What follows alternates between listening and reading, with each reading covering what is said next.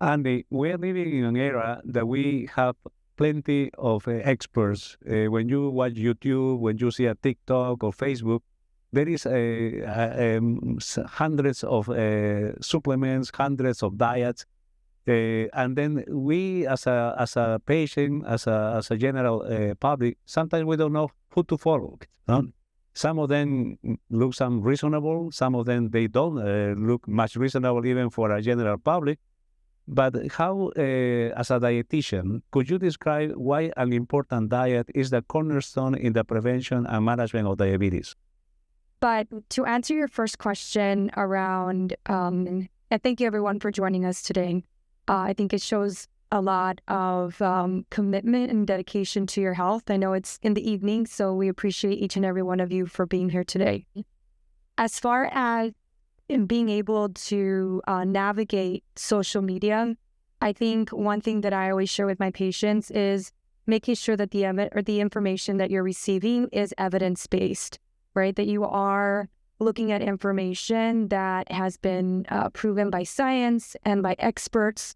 And the way to know if these are truly experts, right, is to see, for example, for nutrition. Again, I'm a little bit biased here because I'm a licensed registered dietitian nutritionist. And so making sure that they are an RD and that they are certified, because oftentimes there is a lot of messaging that is being shared in social media and they don't always have those credentials that really allow us to provide the best care for patients. And so it could really put patients at risk, especially if they're diabetic and they are suggesting specific diet plans, medications, supplements that may be contradictory to their current medication plan. And so I do urge you to make sure that you look into making sure that they have just those credentials to really be able to support your care.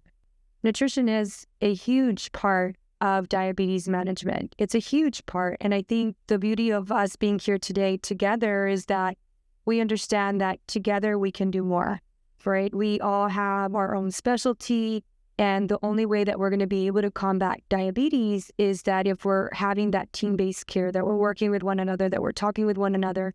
And when it comes to nutrition, we do follow the American Diabetes Association guidelines, where you all probably are very familiar with the mite plate method, where they suggest using a 9-inch plate, right, to get started.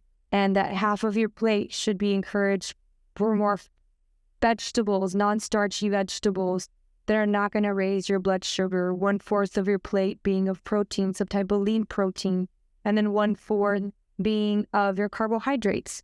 I shared a lot of information right there, but I also want to share that nutrition is so individualized. It's so individualized. I think Dr. Llanos mentioned that earlier, right? She talked about precision nutrition or personalized nutrition, and it is very individualized. So when I meet with patients, it's not a standard plan of care. I need to connect with the patient, see their 24-hour food recall, how are their dietary patterns, what type of resources do they have. We know that food insecurity exists even in our community here in the Rio Grande Valley. What does that look like? What are competing factors such as work schedules, maybe family priorities? I like to see it as the ecology of nutrition assessment, making sure that I'm tackling all those pieces so that the recommendations that I give from a dietary standpoint really are going to meet the patient halfway. I can't say, you need to make sure that you eat X amount of food if they can't even have food in the pantry, right? And so there is these factors that I think are worth mentioning as well. And there's a lot of research that demonstrates that when you are adherent to a dietary plan that, again, is individualized, that has that carbohydrate control, that is helping to manage your A1C or the glycemic targets, that there is some reduction in A1C, there's reduction in the side effects and complications of diabetes. And so, again, I feel very strongly on how nutrition could really be a way to either prevent diabetes or also manage diabetes.